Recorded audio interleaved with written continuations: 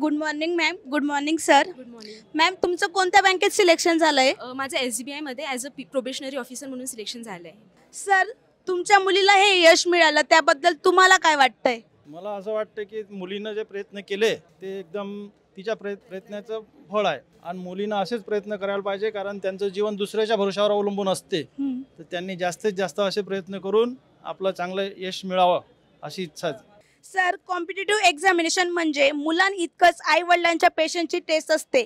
मग तुम्ही पेशंट राहून मॅमला कसा सपोर्ट केला? सपोर्ट म्हणजे शुभम सरांच्या इथे नुसतं नाव ऐकलं होतं, पण शुभम सरांचे क्लास लावा, ते क्लास लावल्यानंतर त्या क्लासमधून बाकीचे मुलं जसे पास होतात, नोकरीवर लागतात, हे जे कार्यक्रम दिसते असं तिने मार्गदर्शन करत होतो. ते मार्गदर्शन सांगल्यामुळे तिचा उत्साह वाढत होता. त्या उत्साहाचं असं तिला फक्त सपोर्ट करत होतो मी की बा होऊ शकते, करू शकतं, तू कर. म्हणजे प्रयत्न करत राहा, तुला यश नक्कीच मिळेल असं त्यांचं म्हणणं होतं.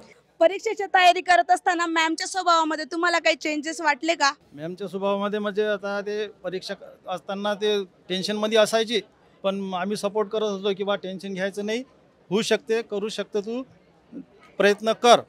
आणि कुठे बी जायचं असलं काही असलं का तर आम्ही तिला सपोर्ट करून मार्गदर्शन करत होतो. तुम्ही दुसऱ्या पालकांना काय सल्ला देणार? पालकांना हेच सल्ला देणार आहे की अशा अकॅडमीमध्ये तुम्ही सहभाग घ्या किंवा इथे क्लास लावा की जिथे तुमचे मुलं खरोखर यशस्वी होतील. असे शुभम सरांची अकॅडमी आहे. याच्यामध्ये तुम्ही तुमच्या मुलांचं त्याच्यामध्ये हे ॲडमिशन घ्या आणि तुमचे मुलं याच्यामध्ये यशस्वी होतीलच, इतकी गॅरंटी आहे, असं मी सर्व पालकांना विनंती करतो. मॅम तुम्ही SSA बद्दल काय सांगणार? SSAने आज माझं एक भविष्य घडवलं आहे. म्हणजे मला एवढं माहिती होतं की शुभम सरकडे क्लासेस लावले म्हणजे एक गव्हर्नमेंट जॉब 100% लागतोच. मी फक्त माझ्यामध्ये 2 जे क्वालिटीज आहेत ते ठेवला. एक म्हणजे पेशन्स आणि दुसरं कन्सिस्टन्सी. मला माहिती होतं की यावेळेस नाही झालं तर पुढच्या वेळेस येईलच. अपयश तर येतच राहतात, नो डाऊट. बट त्यांना समोर जाऊन आपल्याला माहिती आहे आपण जर 100% दिलं ना तर आपल्याला 100% जॉब मिळतो म्हणजे मिळतोच.